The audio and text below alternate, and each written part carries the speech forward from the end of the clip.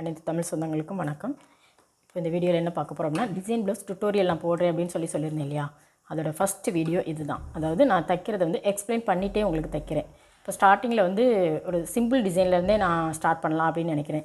ஏன்னா ஃபஸ்ட்டே ஹெவியாக சொன்னால் அது முதல்ல எனக்கும் அது எப்படி சொல்கிறது அப்படிங்கிறதுக்கும் எனக்கும் கொஞ்சம் டைம் வேணும் இல்லையா. அதனால் முதல்ல இப்போ இன்றைக்கி என்ன பண்ணுறோம் அப்படின்னா, லேஸ் வச்சு பேக் சைடில் ஒரு அழகாக ஒரு டிசைன் பண்ணுறது எப்படி அப்படிங்கிறத இந்த வீடியோவில் நான் உங்களுக்கு சொல்லி காட்டுறேன்.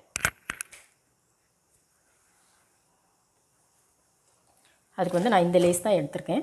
இந்த லேஸ் வச்சு உங்களுக்கு எப்படி இந்த இதில் டிசைன் பண்ணுறது அப்படிங்கிறத நான் உங்களுக்கு சொல்லி காட்டுறேன்.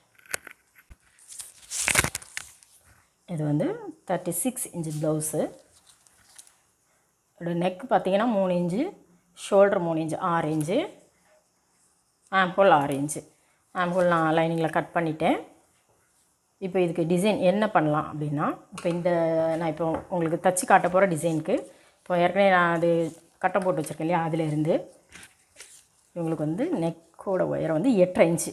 இந்த 8.5 ஒரு 1.5 இன்ச் கீழேருந்து மேலே மார்க் பண்ணிக்கோங்க. மேலேருந்து இந்த கீழே இருந்து ஒரு 1.5 இன்ச் மார்க் பண்ணிவிட்டு அதில் இருந்து இப்போ நான் வரைகிற பாருங்கள், இந்த மாதிரி வரைஞ்சிக்கோங்க. இந்த மாதிரி வரைஞ்சி இந்த இடம் அதேமாரி ஃப்ளாட்டாகவே இருக்கட்டும். வரைஞ்சிட்டு இதை கட் பண்ணிக்கலாம்.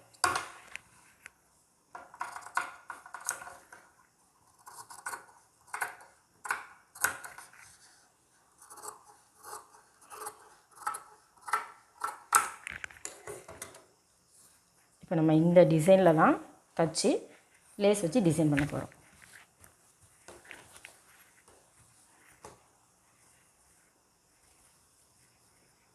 இதை நான் ப்ளவுஸ் பிட்டில் வச்சு கட் பண்ணி, அதாவது ஃபினிஷ் பண்ணிவிட்டு அதுக்கப்புறம் லேஸ் வைக்கிறது எப்படி அப்படிங்கிறத உங்களுக்கு கொஞ்சம் டீட்டெயிலாக சொல்கிறேன். இதை நான் ஃபஸ்ட்டு தச்சுக்கிறேன்.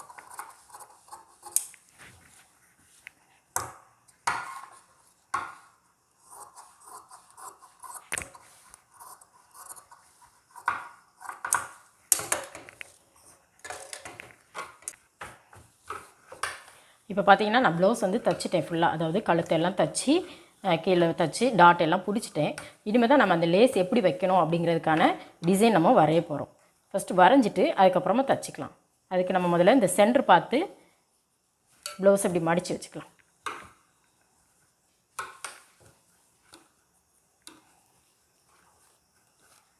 கரெக்டாக 2 பீஸு ஒன்று போல் இருக்கிற மாதிரி மடித்து வச்சுட்டு ஒரு பின் குத்திக்கோங்க. குத்திட்டு கீழேருந்து 1 இன்ச்சுக்கு மேலே சென்டரில் குறிச்சிக்கோங்க. ஏன்னா இதுக்கு கீழே நம்ம வைக்கக்கூடாது.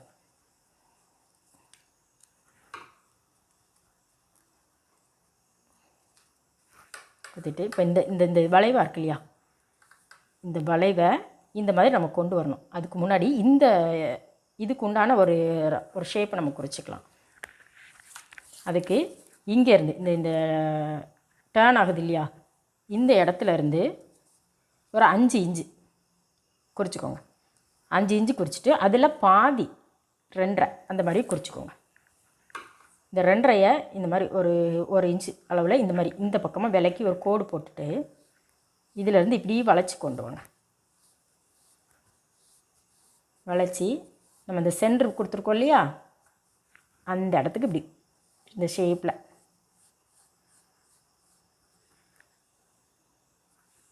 கொண்டு வந்துட்டிங்களா. அப்புறம் இன்னொரு வளைவு போடணும். இந்த வளைவு இருக்கு இல்லையா, இதை கனெக்ட் பண்ணி இங்கேருந்தே வரைஞ்சி காட்டுறேன். இப்படி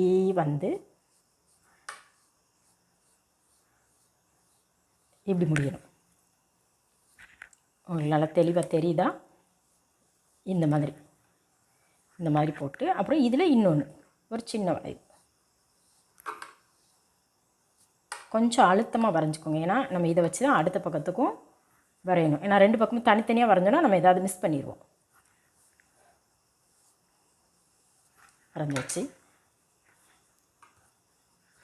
இந்த பின் எடுத்துகிட்டு அப்படி திருப்பி கரெக்டாக ஒன்று போல் வச்சுட்டு அழுத்தம் கொடுங்க, அல்லது வேறு இடத்துல அது மார்க் ஆயிரும். ஒன்று போல் இப்படி வச்சுட்டு நம்ம எந்த மாதிரி வரைஞ்சோமோ அதை கொஞ்சம் இப்படி நல்லா தேய்ச்சி விட்டோன்னா அந்த பக்கம் வரைஞ்சது இந்த பக்கம் ஜெராக்ஸ் மாதிரி ஆயிரும். இப்போது நம்ம இந்த இடத்த நமக்கு தெளிவாக தெரியணும் இல்லையா, அதுக்காக இன்னொரு வாட்டி ட்ரா பண்ணிக்கலாம். இப்போ இந்த பொசிஷனில் தான் லேஸ் வந்து நம்ம வச்சு தைக்க போகிறோம். அதுக்கு ஃபஸ்ட்டு என்ன பண்ணணும் அப்படின்னா, ஃபஸ்ட்டு இந்த இடம் இருக்கு இல்லையா, இந்த சென்டர், இந்த இடத்துக்கு லேஸ் வச்சு நம்ம முதல்ல தைச்சிடணும். இதில் மெயின் கவனிக்க வேண்டியது என்ன அப்படின்னா, எந்தெந்த இடத்துல நம்ம முதல்ல லேஸ் வச்சு தைக்கணும் அப்படிங்கிறது தான் நீங்கள் நோட் பண்ணணும். மற்றபடி லேஸ் வச்சு தைக்கிறது ஆக்சுவலாக எல்லாருக்குமே தெரிஞ்ச விஷயந்தான். ஆனால் எந்தெந்த இடத்துல வச்சு தைக்கணும் அப்படிங்கிறது தான் நான் உங்களுக்கு சொல்கிறேன்.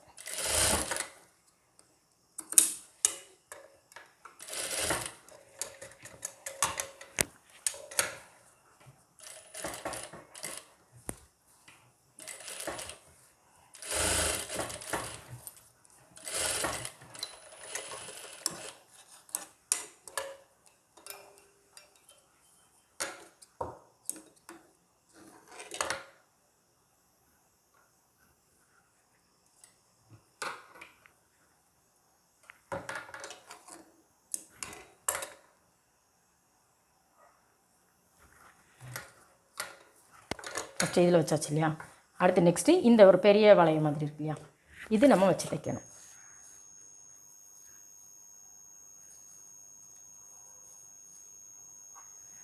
எவ்வளோ தேவையோ அவ்வளோ கட் பண்ணி எடுத்துக்கோங்க. அதோட கொஞ்சம் எக்ஸஸாக கூட கட் பண்ணி எடுத்துக்கோங்க.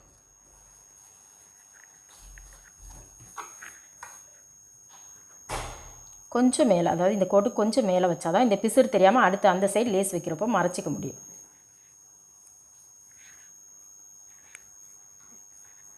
இந்த நூலெல்லாம் அப்புறம் நம்ம லாஸ்ட் ஃபினிஷிங்கில் கட் பண்ணிக்கலாம். இப்போ வந்து கரெக்டாக அந்த வளைவிலே வச்சு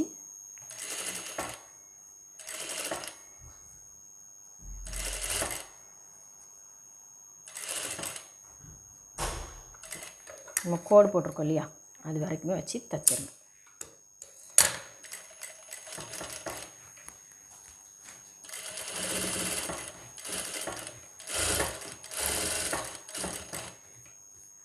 ஊசி எடுக்க வேண்டாம். அப்படி இங்கே வந்து இந்த வளைவில்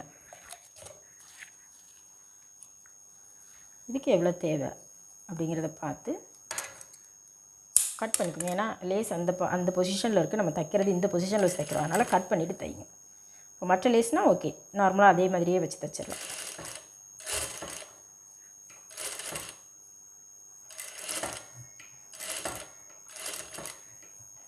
லேஸ் வச்சு டிசைன் பண்ணுறோம் அப்படின்னா எப்போவுமே லைட்டாக நீங்கள் இந்த டிசி வச்சு ட்ரா பண்ணிக்கோங்க. அப்போ வந்து நமக்கு முன்னாடி முதலே ஒரு ஐடியா கிடச்சிரும், இந்த மாதிரி லேஸ் வச்சா இந்த மாதிரி அழகாக வரும், அந்த டிசைன் வரும் அப்படிங்கிறது நமக்கு முன்னாடியே தெரிஞ்சிடும்.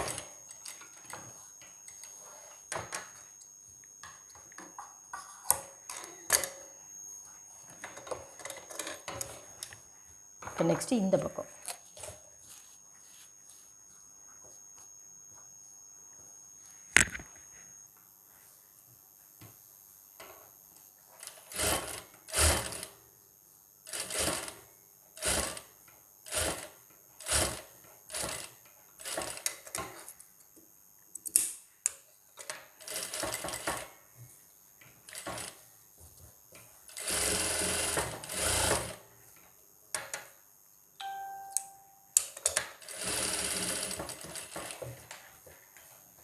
இப்படி ஊசி எடுக்காமே கீழே கொண்டு வந்துடுங்க.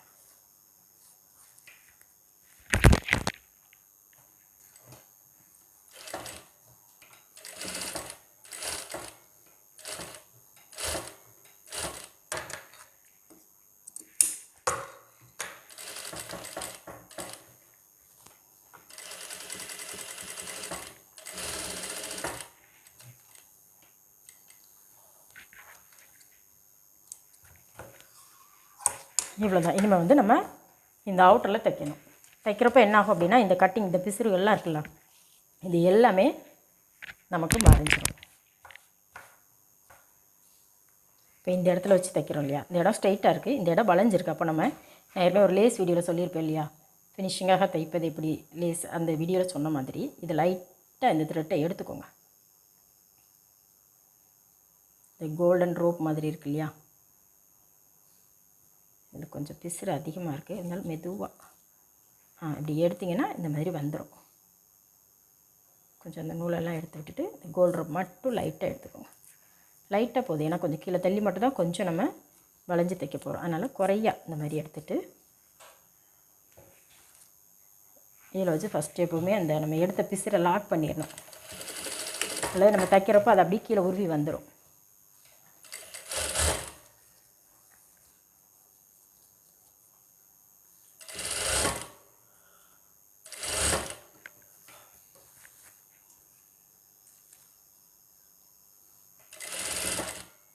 இதை தைச்சிட்டு அப்புறம் இந்த வளைவு இருக்கு இல்லையா, இந்த வளைவுக்கு ஏற்ற மாதிரி இப்போ பாருங்கள் நல்ல அழகாக அது வளைஞ்சி வந்துடும். கரெக்டாக நம்ம வரைஞ்சிருக்கோம் இல்லையா, அந்த இடத்துல வச்சே தைங்க.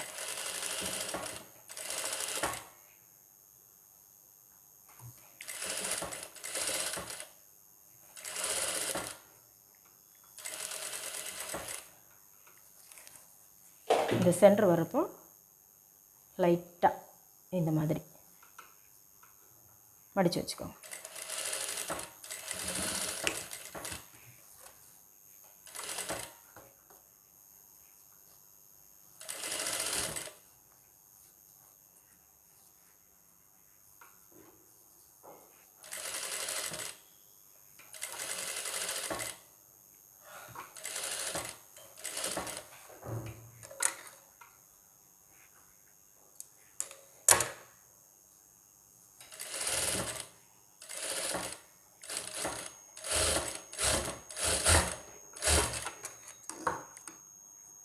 அதாவது எக்ஸ்ட்ரா இந்த டிசைனில் தைக்கிறதுக்கு எக்ஸ்ட்ரா ஒரு 5 நிமிஷம் வேணால் ஆகும். நம்ம ஃபஸ்ட்டு அந்த ட்ரா பண்ணுறோம் இல்லையா, அந்த டைம் மட்டும்தான் கொஞ்சம் எக்ஸ்ட்ரா ஆகும்.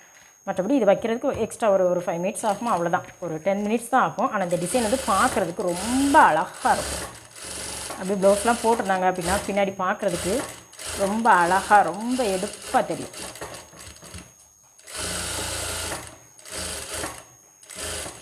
நான் நல்லா தைச்சி முடிச்சுட்டு உங்களுக்கு கரெக்டாக ஃபினிஷிங்காக வச்சு காட்டுறேன். அப்போ உங்களுக்கே பார்த்தா தெரியும்.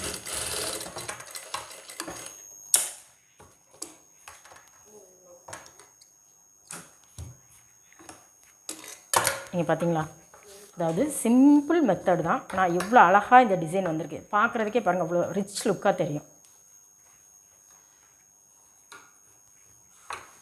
இந்த மாதிரி வச்சுட்டு சென்டரில் ஏதாவது பேட்ச் கொடுக்கலாம், அந்த மாதிரி ஏதாவது கொடுக்கலாம். நான் இப்போ இன்றைக்கி என்ன கொடுக்க போகிறேன் அப்படின்னா, இந்த குட்டி பேட்ச் இருக்கு இல்லையா, இது கொடுக்க போகிறேன். அப்படி இல்லை சென்டரில் ஒரு இந்த கோபி மாடலில் அந்த மாதிரி ஒரு சின்ன ஃப்ளவர் மாதிரி எது கொடுக்கறனாலும் கொடுக்கலாம். இப்போ நான் இன்றைக்கி வந்து இந்த இதுதான் கொடுக்க போகிறேன். பார்த்தீங்களா எவ்வளோ அழகாக, அதாவது சிம்பிளாக ஜஸ்ட் ஒரு 10 மினிட்ஸ் அதுக்குள்ளே நம்ம இந்த பேக் சைடு வந்து முடிச்சிடலாம். இந்த டுட்டோரியல் உங்களுக்கு புரிஞ்சுதா புரியலையா அப்படிங்கிறத எனக்கு கமெண்ட் பண்ணுங்கள். நான் அடுத்தடுத்த வீடியோவில் இன்னும் கொஞ்சம் தெளிவாக எக்ஸ்பிளைன் பண்ணுறதுக்கு நானும் ட்ரை பண்ணுறேன். இதுக்கு அடுத்து நம்ம ஸ்டெப் பை ஸ்டெப்பாக இப்போ இன்றைக்கி லேஸ் வச்சு தைக்கிறோம் இல்லையா, நாளைக்கு ஒரு பார்டர் வச்சு ஒரு சிம்பிளாக தைக்கிறது எப்படி, அப்படி கொஞ்சம் கொஞ்சமாக அடுத்தடுத்து 1 by 1 அவங்களுக்கு டிசைன் கற்றுக் கொடுக்கணும் அப்படின்னு எனக்கு ரொம்ப ஆசை. தெரிஞ்சவங்க பிரச்சனை இல்லை, தெரியாதவங்க புதுசாக தையல் பழகிறவங்க இதை பார்த்து ஈஸியாக கற்றுக்கலாம். உங்களுக்கு இன்னும் கொஞ்சம் கிளியர் எக்ஸ்ப்ளனேஷன் தேவை அப்படின்னாலும் எனக்கு கமெண்ட் பண்ணுங்கள். நான் இன்னும் கொஞ்சம் கிளியராக இன்னும் கொஞ்சம் பொறுமையாக கூட சொல்லித்தருவேன். என்னோடய டிசைன் பிடிச்சிருக்கா பிடிக்கலையா அப்படிங்கிறத கமெண்ட் பண்ணுங்கள். ரொம்ப ரொம்ப தேங்க்ஸ்.